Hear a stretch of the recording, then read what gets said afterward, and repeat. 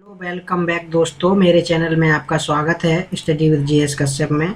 आज 5 दिसंबर है और आज हम 5 दिसंबर के करंट अफेयर्स देखने वाले हैं।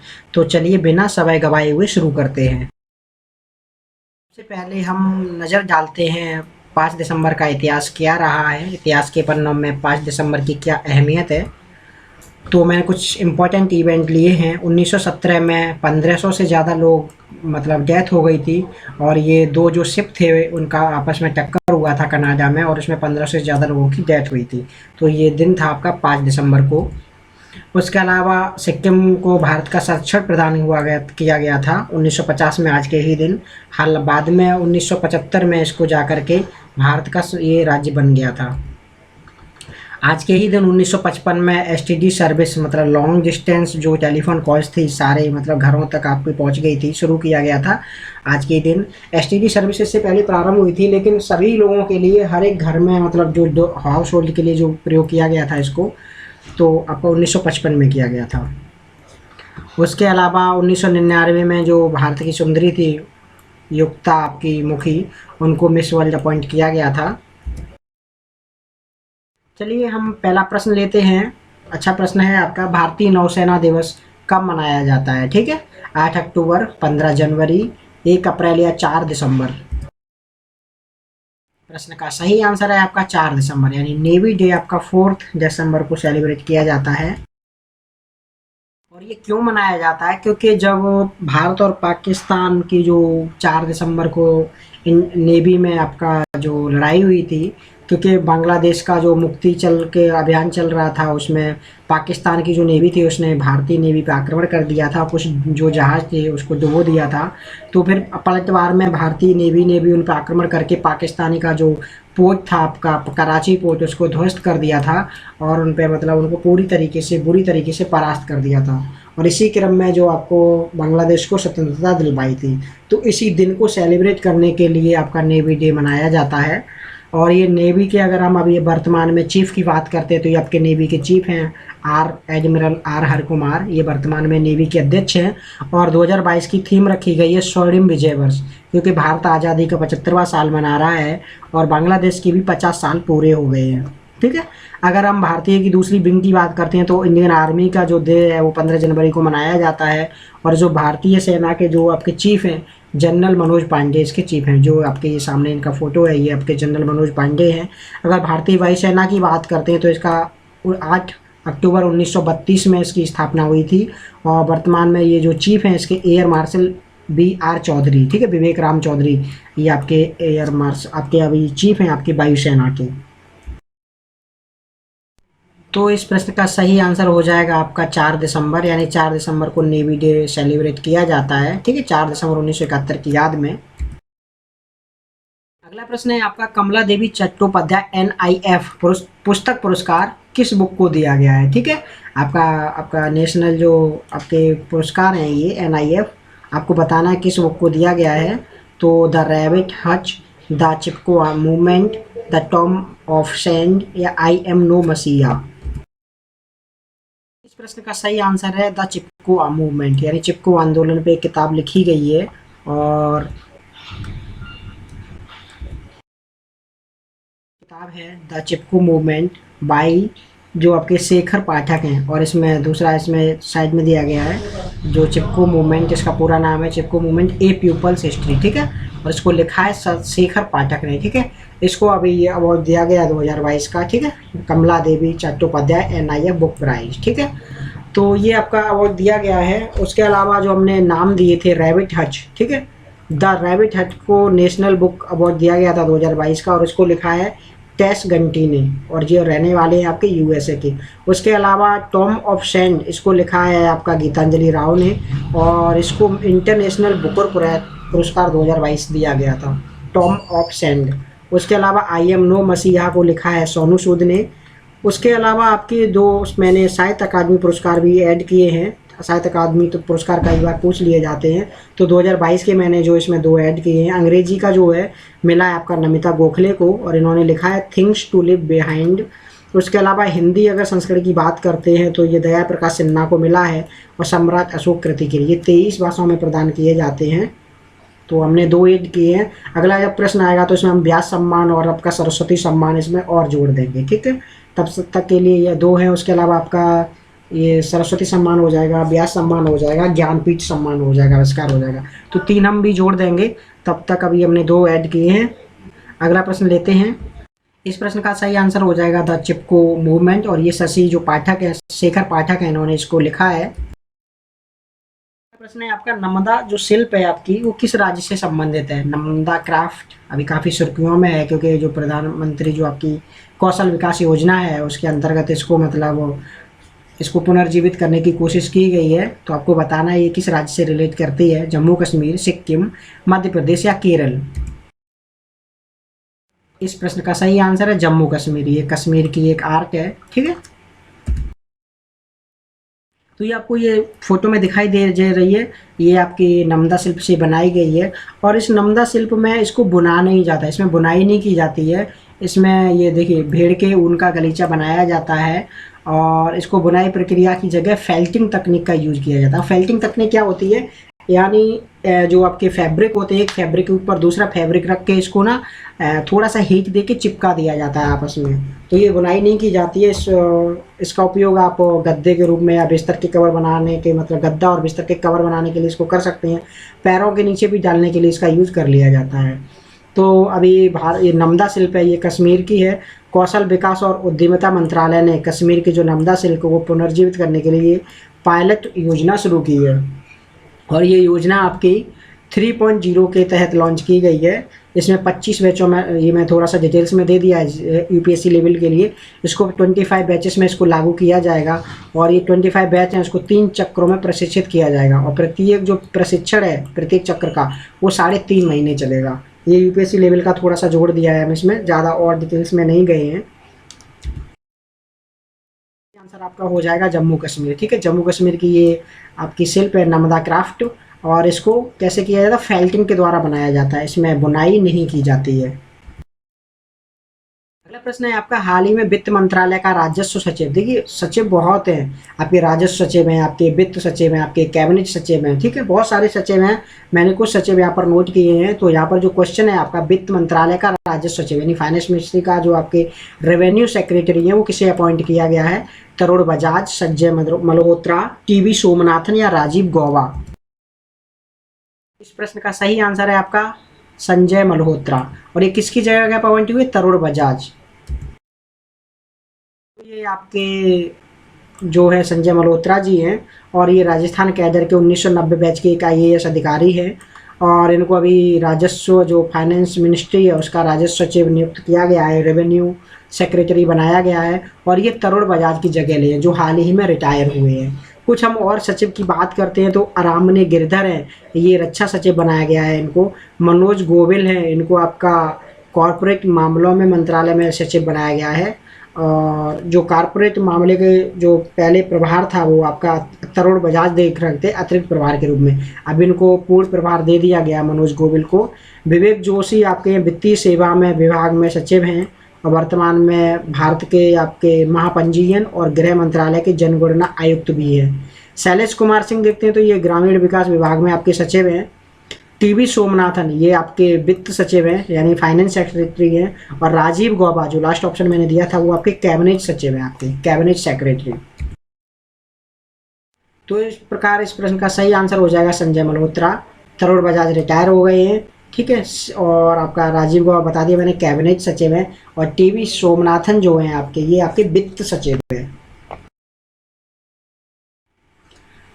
अगला प्रश्न है आपका, हाल ही में भारतीय विज्ञापन एजेंसी एसोसिएशन यानी AAAI advertising agencies association of India, तो आपको ये बताना है इसके अध्यक्ष किसे बनाया गया है? अजय कुमार भूषण, अजय अरुण गोयल, सुंदर रमन राममूर्ति या प्रशांत कुमार? सही आंसर है प्रशांत कुमार। ये आपके एशिया की जो ग्रुप M कंपनी है आपके प्रशांत कुमार हैं, और ये अभी वर्तमान में CEO हैं। CEO किसके हैं? ग्रुप M मीडिया जो आपकी प्राइवेट लिमिटेड है, एशिया की साउथ एशियाई कंपनी है, उसके अभी वर्तमान में ये CEO हैं, और इनको अभी AAAI, ठीक है, AAAI यानी advertising agencies association of India 2022 से 23 के लिए इनको इसका अधिक वो आपको हेड बना दिया गया है। और ये किसको रिप्लेस करेंगे, अनुप्रिया आचार्य को रिप्लेस करेंगे। अभी वर्तमान में उसकी हेड अनुप्रिया आचार्य थी, ठीक है, जो अब ex officio member of AI board of, ये दूसरे मतलब पद पे ये अभी नियुक्त की गई हैं। अगर इसकी फॉर्मेशन की बात करते हैं इस अथॉरिटी की, तो इसको 1945 में फॉर्म किया गया था, ट्रिपल एआई को। प्रश्न का सही आंसर आपका प्रशांत कुमार हो जाएगा। अरुण गोयल बता दिया आपको, इलेक्शन कमीशन इनको बनाया गया है। अगला प्रश्न है आपका, एक जिला एक खेल योजना किस राज्य ने शुरू की थी? जैसे कि पहले आपके वन डिस्ट्रिक्ट वन प्रोजेक्ट योजना लॉन्च की थी, वैसे ही एक जिला एक खेल योजना शुरू की गई है। आपको बताना किस राज्य ने इसको शुरू किया है, पंजाब, हरियाणा, मध्य प्रदेश या उत्तर प्रदेश। तो नन ऑफ दीज, आंसर है आपका उत्तर प्रदेश। मतलब उत्तर प्रदेश ने पहले भी आपका वन डिस्ट्रिक्ट वन प्रोजेक्ट योजना शुरू की थी, और अभी उन्होंने दूसरी योजना एक जिला एक खेल योजना शुरुआत की है। और इससे आपका प्रोजेक्ट को भी लाभ होगा, और जो उससे खिलाड़ी भी आपके निकल के आएंगे।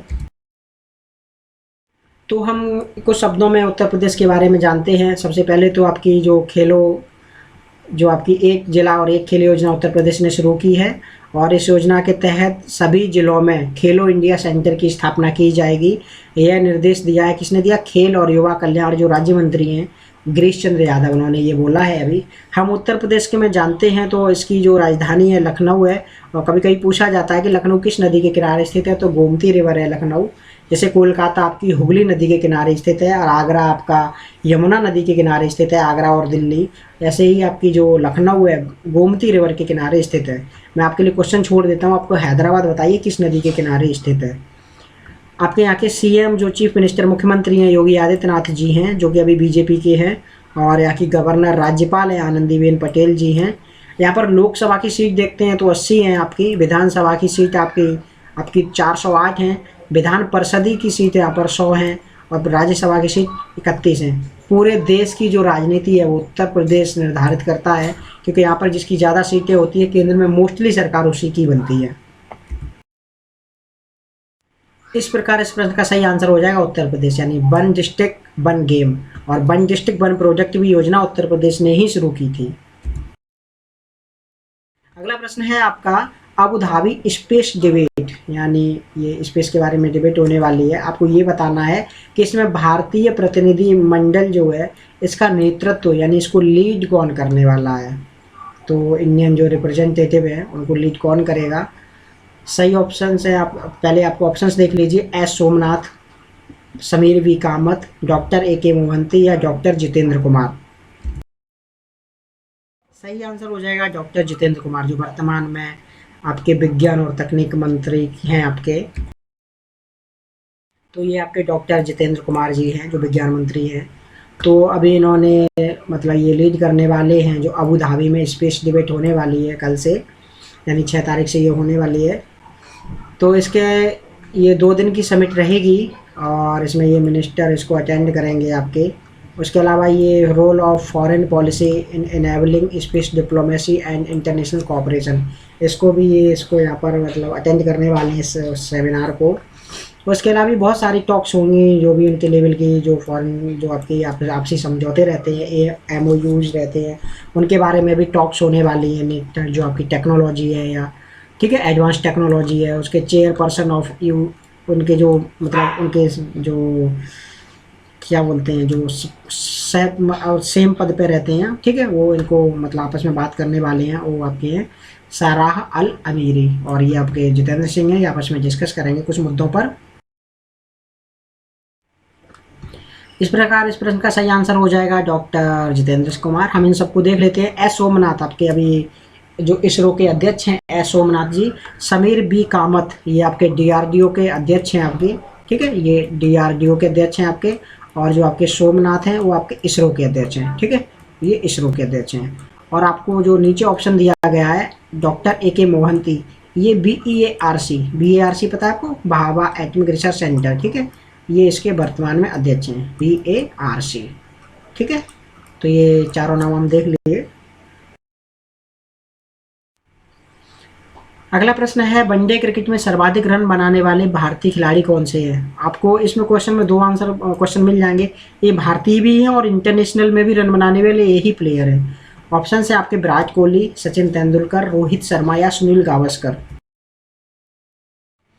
तो नन ऑफ दीज आपका सही आंसर है आपका Sachin Tendulkar. None of these का मतलब यहाँ पर ऑप्शंस नहीं है, नन मतलब उनके अलावा कोई हो नहीं सकता, मेरा मतलब ये है यहाँ पर। तो सचिन तेंदुलकर हैं the master blaster. Sachin Tendulkar is the man who made 18,000 plus run. यहाँ पर ये हाईएस्ट इनका 200 है और एवरेज इनका 44 पॉइंट, ये इम्पोर्टेंट नहीं है। और इन्होंने जो देखी इसमें सेंचुरी आपकी 49 है आपकी ओडीआई में और 51 है इनकी टेस्ट में, तो टोटल सेंचुरी इनकी 100 है। ठीक है। प्रश्न है मोहन मान सिगानी को किस देश की officer of the most excellent order award से सम्मानित किया गया है? यहाँ आपको बताना है किस देश ने अवार्ड दिया है मोहन मान सिगानी को। और जो आपका अवार्ड है उसका नाम है officer of the most excellent order, मतलब सबसे अच्छा ऑफिसर है, मतलब आर्मी से रिलेटेड है। तो प्रश्न का सही आंसर हो जाएगा आपका ब्रिटेन यानी यूके। आपकी ब्रिटेन में ये आपके ऑफिसर है और इनको अवार्ड दिया गया है। तो ये हैं आपके मोहन मान सिगानी और इनको लंदन में ये अवार्ड दिया गया है। ये इंडियन ओरिजिन है और इन्होंने बहुत अच्छा काम किया है, इसलिए इनको ऑफिसर के लिए most excellent order of the award British empire में दिया गया है।